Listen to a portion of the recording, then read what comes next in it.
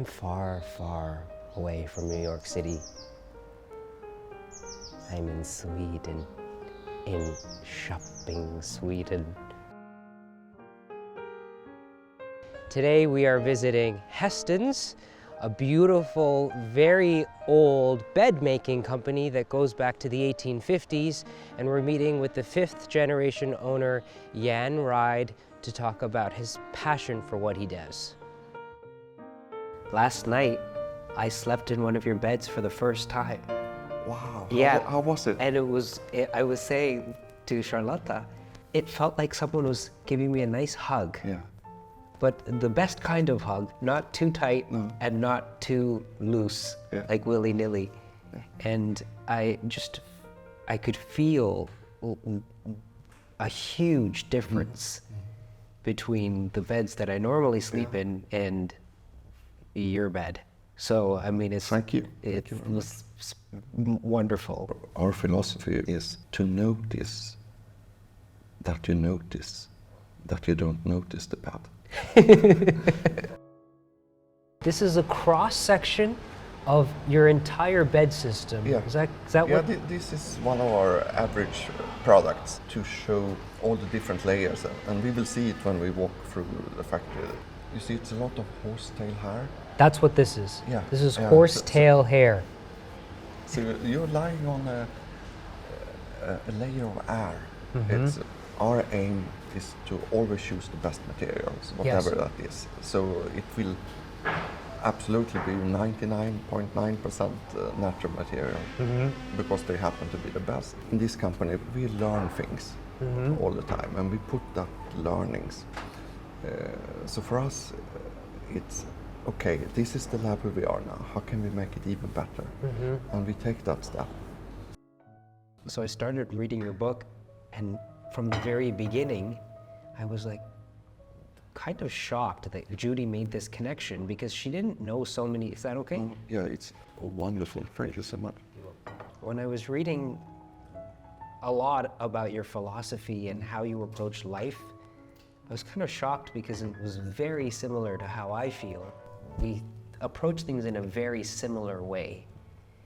And that's what I'm excited about talking about. You know, it started with the beds, but really the philosophy behind how to live your life to do something that you feel is meaningful, but that also is beautiful and valuable, something that actually brings meaning into my life.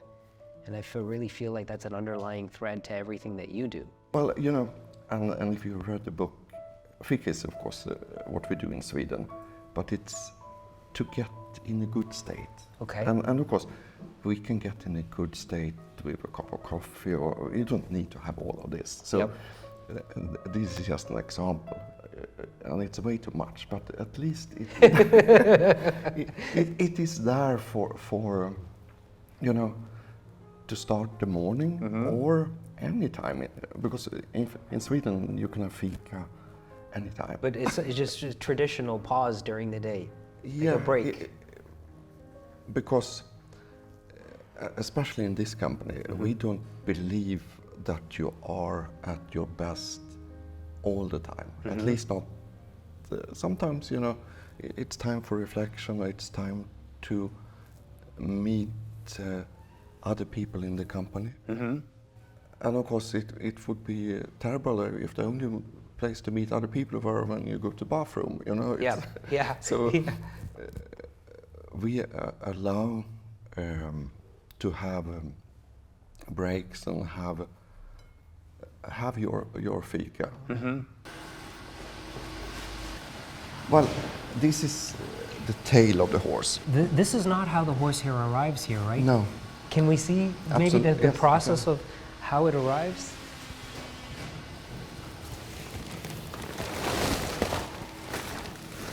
So you come in ropes like this. Wow! Can we take this out maybe? Yeah. Oh, yeah. So this is how it arrives? Yeah.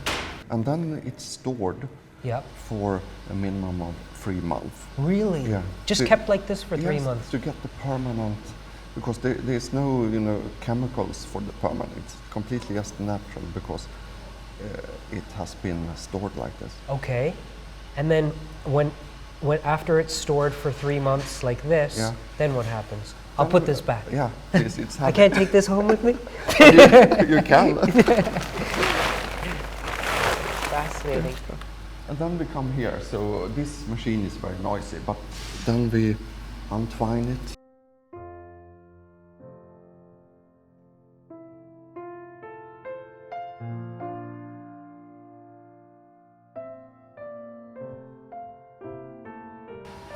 Wow. Is this different from that over there? It's two different qualities, two different softnesses. So we use them for different purposes. I see. This is a little softer, this is a little bouncier. So it's for the purpose and different layers. Wow. So even there's a subtlety to Yeah. what kind of hair you use. Yes. May I feel both? Yeah, please. Okay, so you said this one's softer? Yeah. Okay, that's softer. And this one is? We could say it's stronger and more resilient. This is kind of unreal to see, I guess, but you need a lot. So here you can see, okay, we follow our recipe, and this recipe ends up like this, and this recipe ends up like that. So many people, I think, inside, they want to do something with their life. Yeah. They want to find meaning in their work, but they don't know how to find that. So they believe that they need to, as you said in your book, enter the hamster wheel, where they're just... Or compete. Or compete, yeah. You know, as soon as people start looking and comparing with others, they lose themselves. Because we are 7-8 billion people on the planet. Every single of us human beings, we are unique. Yep. There's not a copy of us anywhere. So we have, each and every one of us, we have our gifts. And reflect and think, what are your gifts? And build on the strength. The key here with the horse tail is to work it together and to create the thin layer you saw in the cut through. What is it about this material that works so well in stuffing? Because for hundreds of years this has been used for upholstery, right? Yeah. Well, you can feel how bouncy it is, the elasticity, because it's teased, so it's kind of naturally permanented. It ends up like this, and you have this bouncy, it's like millions of small horsetail hair spirals that you're lying on all the springs. Wow. Oh, so they're like little springs. Yeah. I can feel now that although there's such bounce and there's air in it, it feels strong. Yeah. It still also feels, and you can imagine if it's from a horse, the hair is coarse. Yeah, it's a very strong hair. Wow. When you sleep on a layer of air, the layer naturally adjusts to your body temperature. And it takes all the moisture away, so you lie dry. But not only that, when we fall asleep, we actually don't really fall asleep, but the brain adjusts and go down in different brain states. And the speed the body or the brain can lower the temperature determines how fast you fall asleep. Really?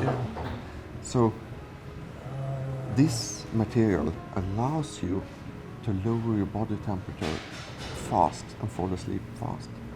I had no idea. So this company was started by your grandfather's grandfather, and he was a saddle maker, right? Yeah, he was even a master saddle maker. He made saddles, and eventually, you say that when the automobile came in, things had to change for the business. A master saddler were making everything that the saddler was doing at that time. That included, of course, saddles, all the leather work, because the horse were the most important utility vehicle. Yep. And also included in the work were already at that time mattresses, or what we could call beds, because higher end beds were at that time horse tail hair mattresses. Really? Yeah. So a saddle maker would make mattresses as well? Yes, because that was connected to, so it's in the master craftsmanship of a master saddler. This section right here is where the Grand Vividus model is constructed? And also the Vividus model, yeah. And the Vividus model. Yeah. And am I allowed to say one of your clients who has this bed, one of your famous clients? Are we allowed to say that he's Canadian and I'm Canadian. Yeah. Does everybody know who we're talking about? Drake. This is Drake.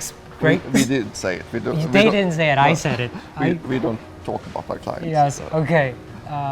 So what is it about the construction, this wooden construction, that is very specific to this particular model? Well, both the Vividus and the Grand Vividus, we set out to make the best bed there is, a bed better than we have ever done before. Okay.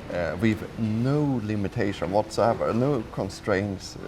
We just think, how can we didn't think about the price or anything. We just want to do the best we possibly can. Yep. So a Vividus takes 300 hours to make, a Grand Vividus take 600 hours to make. Wow. All of it. This is what's going to be or beginning of a bed. This is just the frame here. So even the frame, this is called a dovetail joint, right? Yeah. Because this is the shape of a dove's tail. And it's a completely wooden joint. I had to learn how to make a dovetail joint when I worked at Pioneer Village, and I failed miserably. It did not go together well. It takes incredible skill to be able to make a dovetail joint. But the beauty of this is there's no screws, right? No, and it stays together, you know, it lasts forever. Yes. And this is just one example of but this is of course covered up, but at least everyone knows it. Whatever it's covered up, it doesn't matter. It has to be the best. Yes. And someone might ask, well, what's the difference between a wooden joint or just putting the wood together with screws?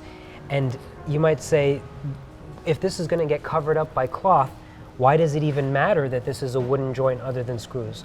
Well, I know, so I will tell the viewers that if you think about what this material is, this is wood, and wood expands and contracts with moisture and with temperature. And if there's metal in here, if you can imagine a hole in the wood that was created by a screw, while the wood is moving when it expands and contracts, but the screw is not expanding and contracting because that's metal.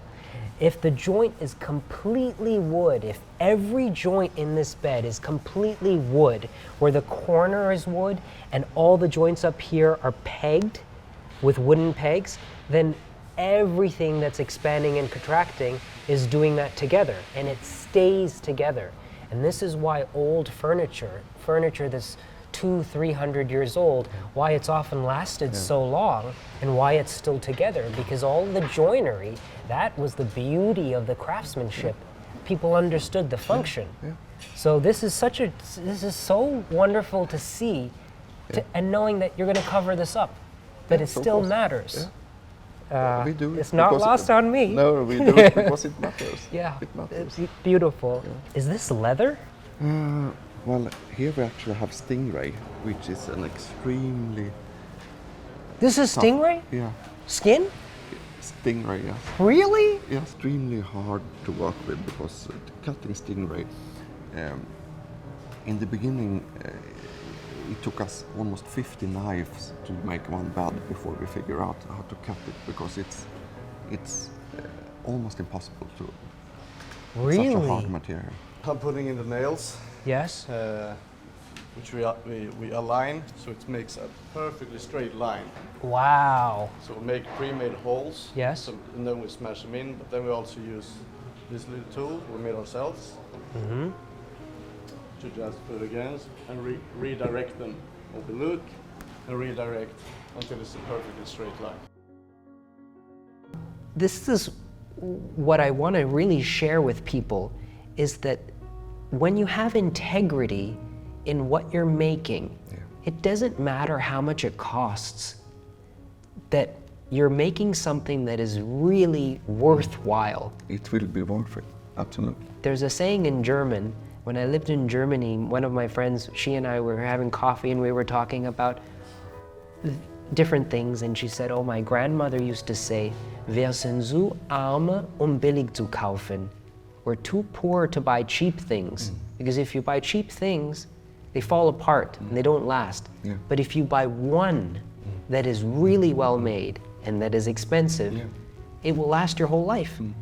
And you know, in Sweden we have a similar saying, köper du billigt så köper du dyrt.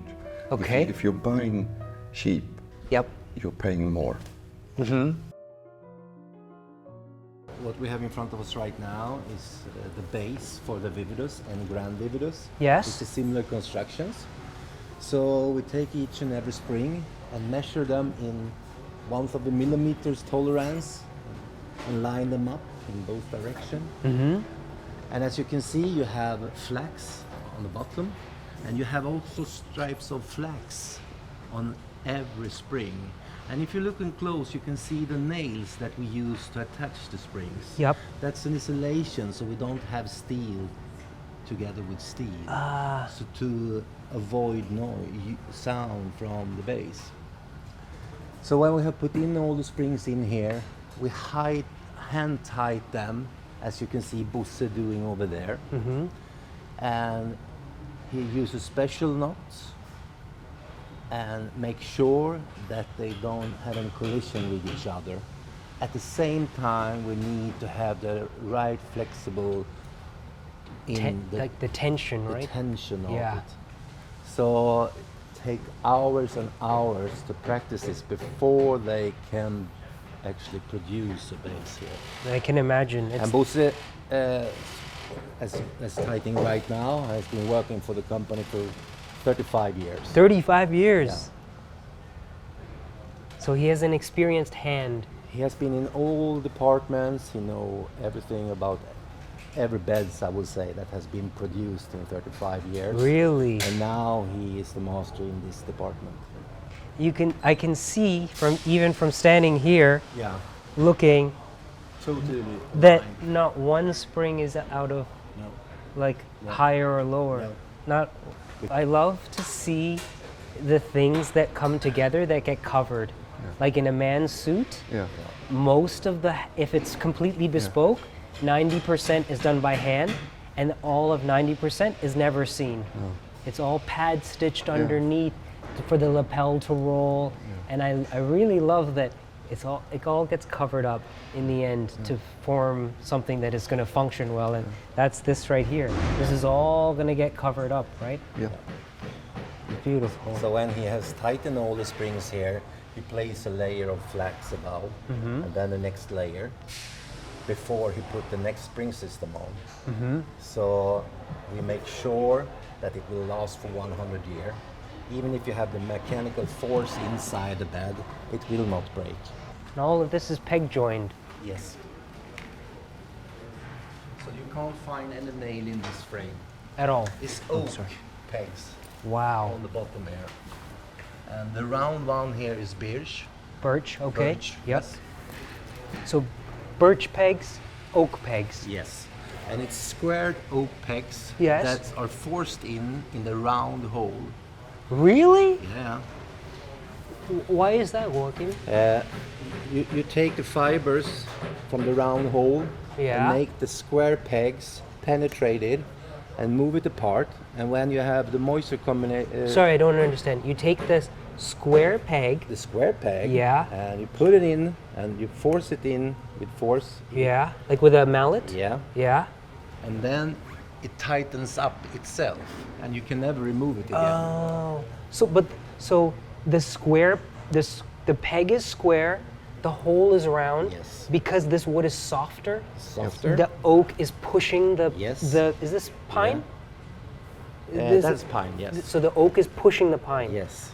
Okay. And then it's totally, I see. But that is only possible because this is a hardwood and this is a softwood. yes. Otherwise, It's an old Swedish Technique? method and technique. I've never heard of that before. No, it was forgotten for some 100 years ago.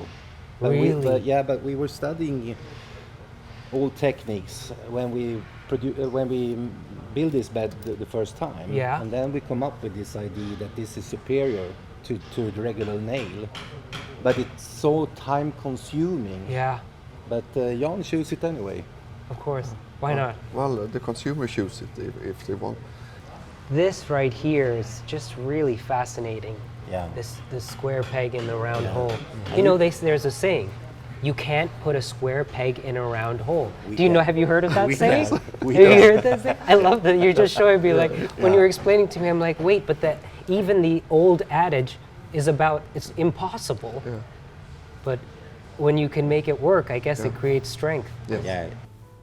Doing good stuff or good things or following your heart, as long as we do that with a purpose of serving and helping other people, it will come back to us. Following your heart, it requires trust. Yeah. And this is what I would love to convince people. Trust. Just trust that if you follow it, something will happen. And because it often doesn't make any sense on paper.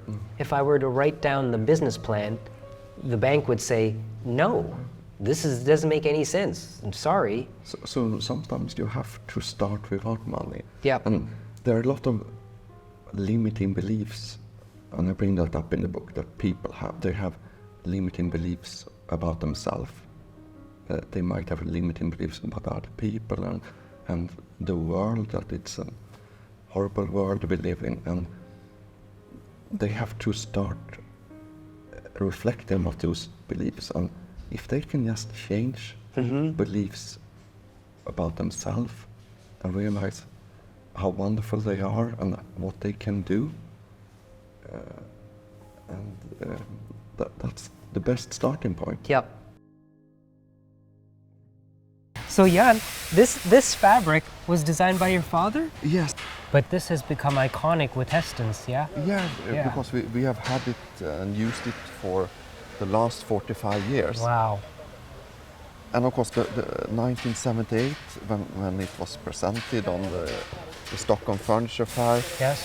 my father had a lot of design friends and architects, and 1978 and 79 they were telling him, oh, you can't have that on a bed. Yeah, you said in your book, if you think about the 1970s, the colors were hideous. Yeah. They were so typical of the time, Yeah. oranges and browns and Yeah. just iconically 70s. So for this showing up in the 70s, it was very different. This was shocking. Yeah, and now it's funny, we associate this with a sense of timelessness. Yeah. Like milkmaids in Sweden in 1850. Absolutely. In their aprons. It is timeless. Yes. Because this kind of gingham, it's timeless, and it will be timeless. Yes. And I do believe that and you said this, then if every person works on themselves to find their place where they're doing something they love, then the world does become a better place, because there is less angry people or sad people or violent people, because people are content with what they do. And I really do feel that in what I do. I love what I do. And it doesn't make any sense. I can see that. But It shows in the work. So, Jan, this is the man who started it all, right? Yes, it is my grandfather's grandfather, Grandfather's grandfather, Per Ture Jansson. Ture Jansson. And this is so wonderful that you have his image up here, because he started it, and he started with this mission of creating something of quality that he was proud of, and you have carried that into this century, and now you're sharing it with the world. For us, doing what we are doing, we put our love, our passion into this to share this with the world. For everyone that come in contact with our beds, make their life a little better. So they can feel our love, and they wake up next day, 6 months from now, feeling better. And you know, when someone wakes up and can be a better husband, a better wife, or better parent, or be the best human being they can be, then we know we do a good job, and that's all the joy in the world. You take such pride in what you do, and even just walking around here today and seeing everybody working, even like surprised to see how young some of the people are that are working, but they're working with their hands, and they know how important it is for them to do not just a good job, but a perfect job. And I feel like that is such a wonderful thing to instill in young people, that whatever you do in this world, take pride in what you do and make it the best. Really learn how to be the best at what you're doing.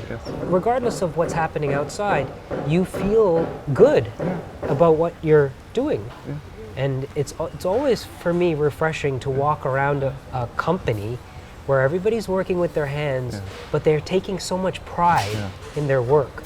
So it's amazing. And you know, I walk here every day, but it's still amazing to me, and I'm so grateful to be able to do what I do and be on this mission and meet people like you. Thank you. Flying all the way from New York here. Oh yeah, well the chance that I had yesterday to sleep in that bed for the first time, and in this beautiful setting, in this beautiful country. Jan, thank you so much. Thank you so much. Thank you so much for showing us around today. You know, I get tears in my eyes because I feel your love, your warmth, your care, and that makes me very. I feel the same. So well, I really admire that, and I really love that you stand as proof. You stand as proof to all the people out there who don't trust that if you find the thing that you need to do in life, and you forget about all the noise around you, and you focus on just doing what you have to do, then you will do it well, and you do give something to the world that the world needs. You will. So you're an inspiration. Thank you so much. You're very Thank welcome. And thank you for your book, which is fantastic. So congratulations. So what did we learn today? We learned about horsehair. We learned about springs. We learned about square pegs in round holes and how you can make that work. But the most important thing we learned is that you gotta look inside to figure out what you want.